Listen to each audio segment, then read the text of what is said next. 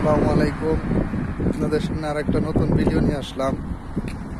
এই ভিডিওটা করার উদ্দেশ্য হলো যারা নতুন প্রবাস আসবে তাদের নিয়ে। আমাদের বিদেশে আসা শুরুটাই হয় দালাল দিয়ে।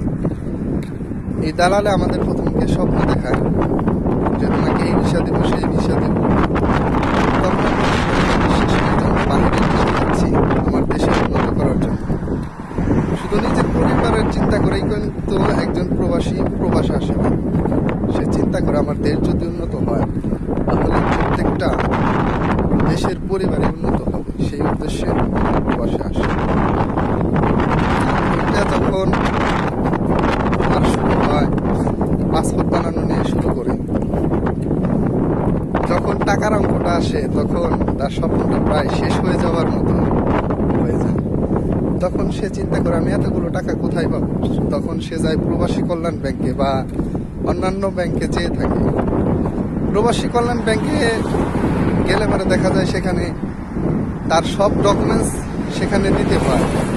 আপনার সরকারি চাকরি করে কে, তার ব্ল্যাঙ্ক চেক লাগবে। মূল কথা, তার যে হয়রানিটা হয় তা বলার শেষ নেই। কেন? তোমার দেশ থেকে একটা লোক প্রবাসে যাবে, প্রবাসী কল্যাণ ব্যাংক থেকে তাকে সহায়তা করবে, বরঞ্চ তার কাছ থেকে নানান ডকুমেন্টস যেগুলা জোগাড় করাই তার পক্ষে অসম্ভব হয়ে পড়ে। তোমার দেশের লোক প্রবাসে যাবে দেশকে উন্নত করার জন্য, তোমার এতগুলা ডকুমেন্টস নিতে হবে, এতগুলা সিকিউরিটি নিতে হবে। আসলে ব্যবসা করলে প্রত্যেকটা প্রতিষ্ঠানেরই তার একটা রুলস থাকে।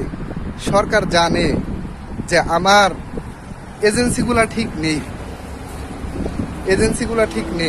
এজেন্সি যে এই লোকটাকে পাঠাইতেছে কি কাজ দিবে, কোথায় পাঠাবে, তার কোনো নিশ্চয়তা নেই। প্রবাসীরা অনেক পরিশ্রম করে রেমিটেন্স পাঠায় দেশে। যদি সে সাধারণ এতটুকু প্রবাসী কল্যাণ ব্যাংক থেকে সহায়তা না পায় তাহলে ভাই আমরা কোন দেশে আছি আপনি বলুন।